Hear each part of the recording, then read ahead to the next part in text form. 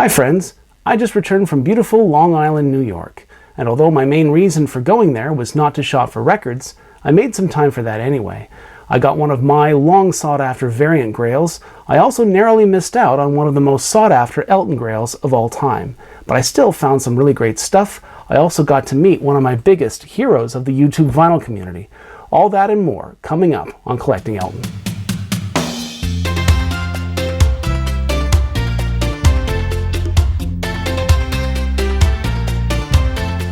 Before I begin going through the bags, and I have everything I bought here still in the bags, I only just got back last night, I should explain that as far as record hunting goes, this trip was not that well planned. Some time ago, my father told me that he was planning to visit Long Island to play Bethpage Black, a world-renowned pro-level golf course that, although it's a state-funded public course, is almost as difficult to book a tee-off time for as private courses are.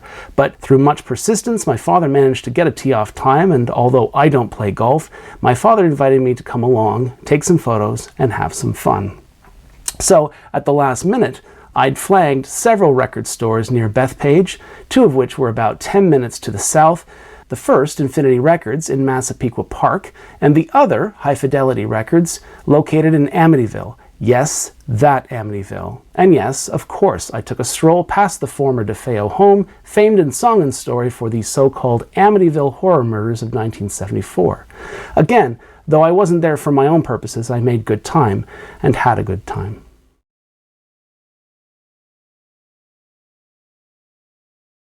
Okay, so I haven't even taken these out of the bags yet. Never mind played them. So as far as commentary and sound quality comparisons go, comparisons and verdicts like that, those will have to wait for future videos. I'm gonna try and be as quick as possible about these two because I don't want this to be a very long video. All right, so again, this is from Infinity Records. You'll see I got the bag. All right, first thing I got was a copy of Captain Fantastic. I didn't have a USMCA copy before that was also pressed at a USMCA facility. So this was a first from my collection. This is a Gloversville pressing. Comes with the poster and the two booklets, $3. I couldn't say no. All right, next one is Tom Bell Sessions 12-inch EP, 1979 USMCA copy. Apparently cut at MCA Universal, but not plated or pressed at any MCA facility. It doesn't have the markings for that. I do see in the runouts here SP, which means that this is a Specialty Records pressing. That's Specialty Records in Pennsylvania. So in terms of sound quality, I'm not expecting great things, but I didn't have one of these before, and now I do. All right, receipt. Okay, what's next? Single Man, 1978 USMCA pressing. It looks like it's still sealed, but it's not. It just has its original shrink still on. This copy was cut by Larry Bowden at MCA Universal, plated and pressed at MCA Gloversville. I don't think I had a Gloversville pressing before, at least not one in such good shape, so I'm happy to have that. The next one is Tumbleweed Connection, original US Uni copy with original catalog number with the 7 prefix. This is a clean copy with the booklet. It's a Gloversville pressing, which I didn't have. I didn't have one of those before. Now, I got only 2 Elton CDs at Infinity, but as finds, they're perhaps a bit more interesting than the vinyl records.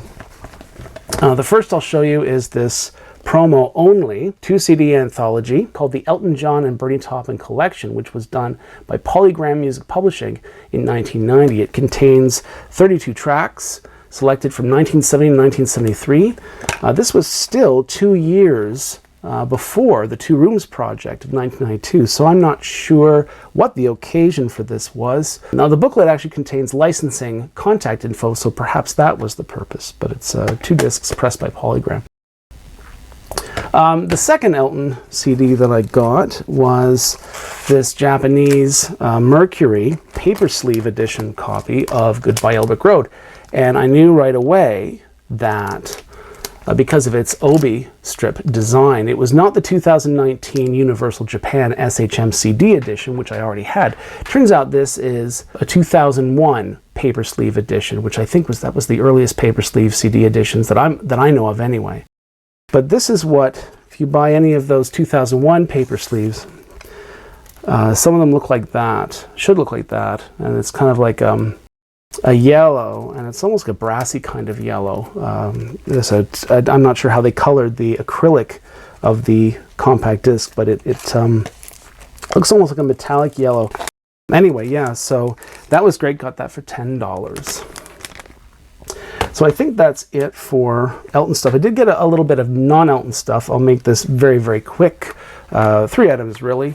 First, Billy Joel's Nylon Curtain, original CBS Japan for US copy, which I believe has different mastering than the latter domestic, but still pre-remaster copies of the same album. I love this album, Nylon Curtain.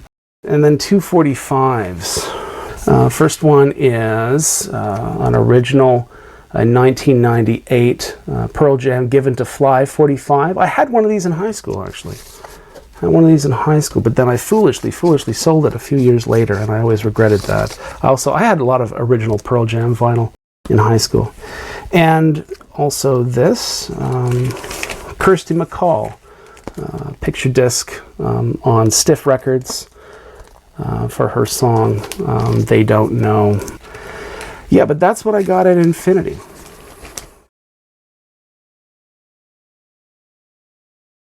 I also visited High Fidelity Records in Amityville, which is about 10 minutes east of the Massapequas, and I was also very impressed with that shop too.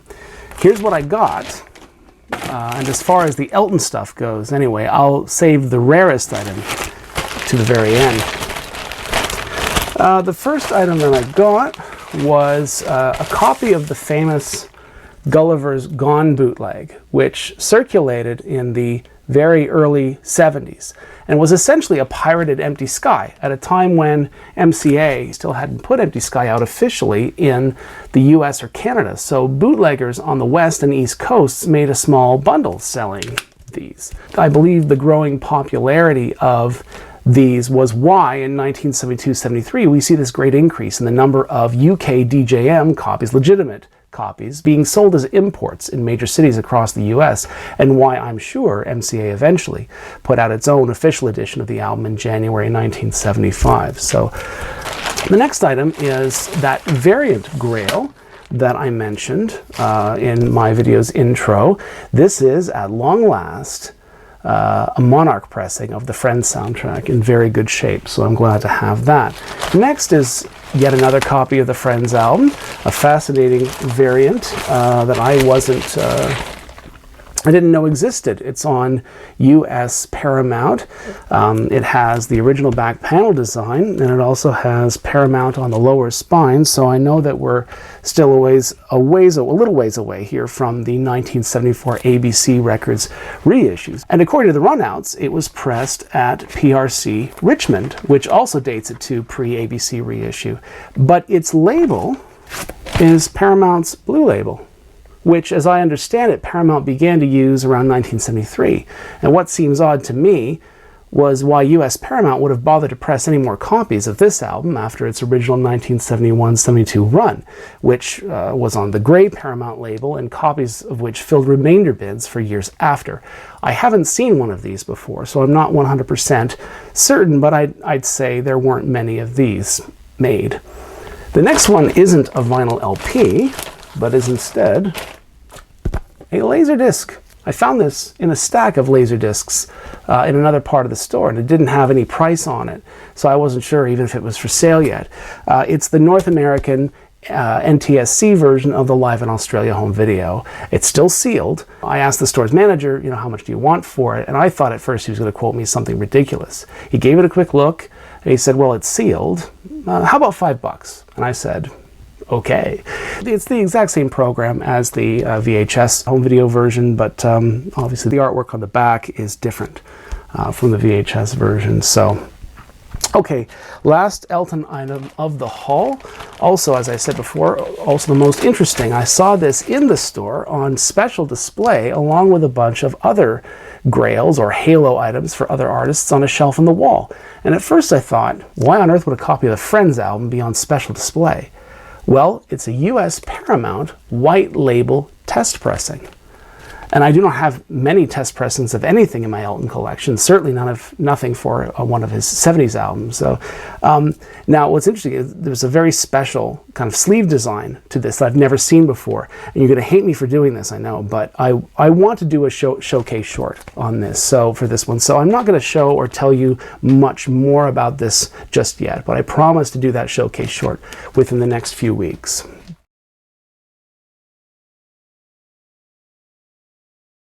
While I was checking this stuff out, the manager who was standing at the counter told me that just last week he'd sold a copy of the super rare 1975 brown vinyl edition of Captain Fantastic and the Brown Dirt Cowboy. It was one of 2,000 limited brown vinyl copies pressed by MCA, and each one hand-signed on the inner sleeve by both Elton and Bernie. I've never seen one before or even held one in my hands. Anyway, the store sold their copy just last week for $650. And I think that was a bargain. I'm not sure if I would have been able to afford that, really, but whoever got High Fidelity's copy is probably doing the dance of joy. I said in the intro that while shopping in Long Island, I'd met one of my YouTube heroes. Well, if you're a Beatles collector, and you're even half familiar with Beatles-related content on YouTube, then you've most certainly seen Joe, known by his channel name, Mean Mr Mayo, who shops at Infinity Records in Massapequa Park regularly, and who's filmed a lot of his channel's content there over the years. Now, his channel was originally why I knew that Infinity Records existed at all. But I went, not really expecting to see him there. I mean, what were the odds it was a Wednesday afternoon? But sure enough, he was there. And when I spotted him, not long after entering the store, I was too shy to say anything to him. He was there for about maybe 5 minutes after I got there, but then he left. A little while after that, I struck up a conversation with a guy working at the counter, and I mentioned to him that I was visiting Long Island from Canada and hadn't expected to see Mean Mr Mayo at the store, but I was a fan, and I asked the guy at the counter if he would tell Joe next time Joe came in that I've been a subscriber to his channel for 4 years at least, and it was a thrill to actually see him at the shop. Now, the guy at the counter said, sure, but you can tell him yourself if you want to. You know, he's gone out, but only for a few minutes. He's coming back. So sure enough, a little while after that, Joe re-enters the store, and the guy at the counter says to him, pointing at me, hey, this guy came all the way from Canada to meet you, which was kind of embarrassing, but cool. And Joe looked genuinely surprised that anyone would come that far to see him, which, of course, wasn't the primary reason I was visiting Long Island at all, but anyway, he and I had a good chat about Beatles records. We chatted also about Elton John records. Someone actually later on asked me, hey, did you get a photo of the two of you together? And I'm sorry to say I didn't. It didn't even cross my mind to do that. I've met heroes and celebrities before, but I don't ask for photos. I think that's kind of cheesy. My memory of having bumped into him at the shop is souvenir enough for me. And as you can probably imagine, Joe is as genuinely friendly in real life as he seems on his channel. So it was indeed a thrill for me to meet him. So that wraps it for this episode. Now, before leaving for my trip, and because I'd freed up some cash to help cover my travel expenses, I also had the chance to buy something online, which ended up arriving here in Canada while I was gone. And it's right here. And this item will be the subject of my next showcase short. And it's not only a rather difficult disc to find, at least for someone located in North America. What gives this specific copy extra value is who its original owner was. And I'll tell you now, it was someone very close to Elton. So stay tuned. That will be a really gripping showcase short. And in the meantime, as always, thanks for watching. Please click like and subscribe to my channel if you haven't already. It really helps when you do. And the more I grow my audience, the more I enjoy making content for my viewers. And there's lots more great stuff to come. Well, I was going to a party in Amityville. Matter of fact, it was the house at the top of the hill. But I would have never